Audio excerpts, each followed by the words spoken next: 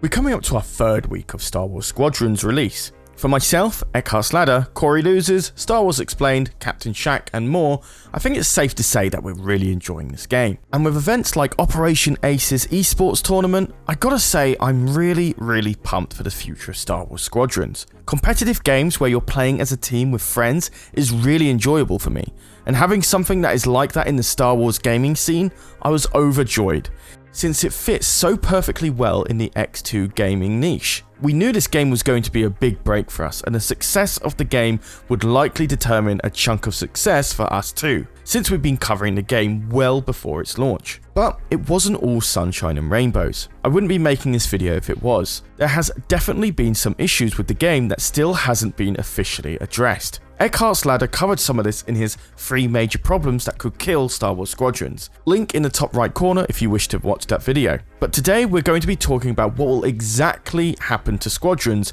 if these big issues are not met with a solution. But my question of the day is actually very related to today's topic, which is Star Wars Squadrons bugs not making you want to play? For example, are you finding it tough in matchmaking?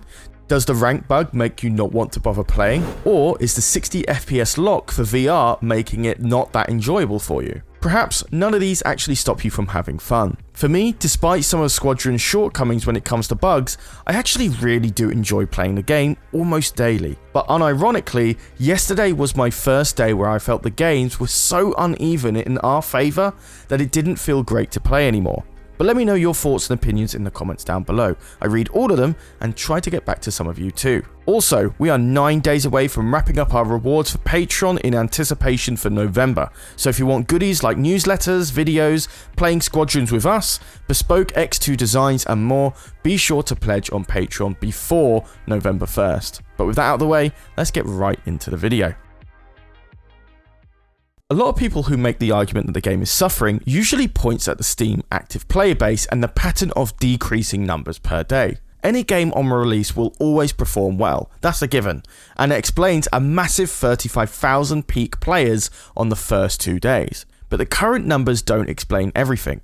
Squadrons is accessible, being on the Xbox One, PS4, Steam, Origin and Epic Game Store, meaning that the concurrent player base is split more across different platforms. If the game was a Steam exclusive, for example, you'd likely see more active players on Steam, but a lower total number of sales due to the lack of access to the game. What you can decipher, however, is the drop per day. This is quite normal for games that have just launched, and judging by the numbers for Star Wars The Old Republic, Jedi Fallen Order, and the now cancelled Battlefront 2, you can see those continuous drops per week. But those drops become much smaller after the first month of release. Not only that, this data is somewhat skewed due to the fact that these older games were released on Steam this year, so they did get a significant boost in players due to the higher accessibility of the game. Not to mention that Squadrons was a smaller budgeted game by EA and Motive Studios. Their goal was to shift a total of 3 to 4 million copies at $40, in comparison to Fallen Order's 6 to 8 million copies at $60.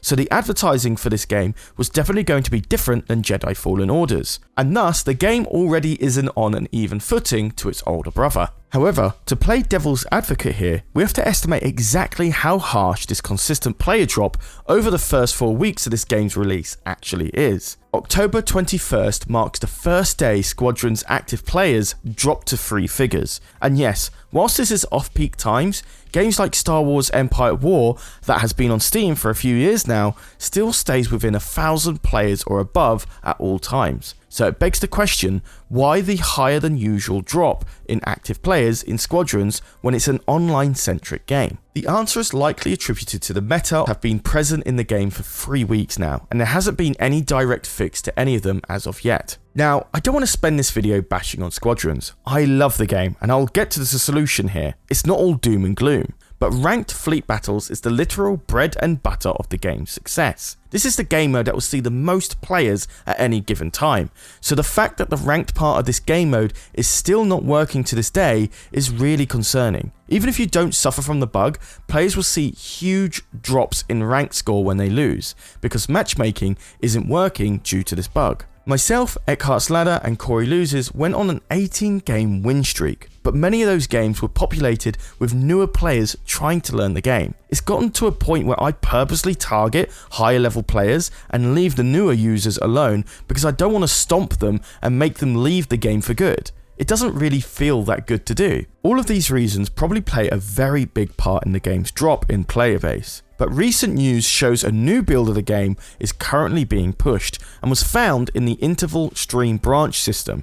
So maybe version 1.3 and all the fixes the game needs is sooner than we think. I don't mind if this version doesn't contain all the solutions we need, but if the biggest ones aren't fixed by the end of the month, then I'm certainly worried for the future of Star Wars Squadrons. But I want to preface all this information with a strong message. Don't blame the developers.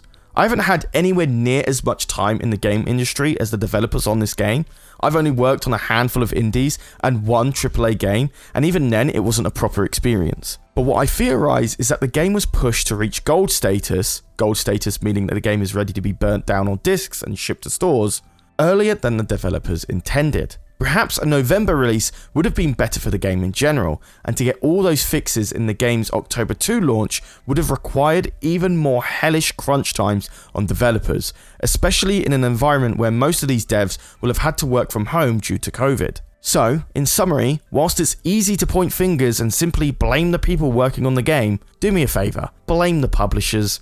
Squadrons is clearly a passion project from the guys at Motive, and my theory is that EA pushed them to release a game in a state that definitely needs post-launch patches. So, Star Wars Squadrons definitely acts like a goodwill type of game from EA. No transactions or on-launch DLC shows that this game is trying to help EA shift away from the money-focused image. And ironically, they do it on a project that is likely deserving of future DLC. When you create a game where the value comes from the players playing the game, it can be quite confusing to hear that the game won't be getting any future content updates. I can understand new ships not being a thing. There is plenty of depth to customizing your current ships that are available and the skill ceilings that come with them. But no private matches, no new maps, no new components, no seasonal game modes for summer, Halloween, Christmas and so on.